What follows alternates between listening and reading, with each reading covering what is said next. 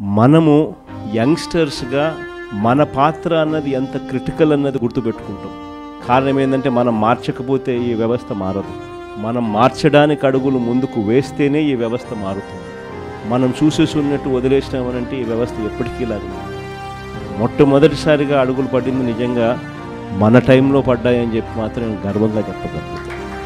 ఎందుకంటే ప్రతి అడుగు కూడా ఫస్ట్ క్లాస్ చదువుతా ఉన్న పిల్లాడి దగ్గర నుంచి కేజీ నుంచి ఆ పిల్లాడు గ్రాడ్యుయేషన్ అయ్యేదాకా ఆ పిల్లాడికి ఎలాంటి చదువులు ఉండాలి, ఎలాంటి భావితరంతో తాను పోటీ పడే పరిస్థితి వస్తుంది, ఆ పోటీలో తాను ఎలా నిలబడగలుగుతాడు, ఆ పోటీలో తాను నిలబడమే కాకుండా ఆ పోటీలో తాను విజయం సాధించాలి అని చెప్పి ఆలోచన చేసిన వ్యక్తులము ఒక్క వైఎస్ఆర్సీపీ ప్రభుత్వంలో మన హయాంలో మాత్రమే జరిగింది.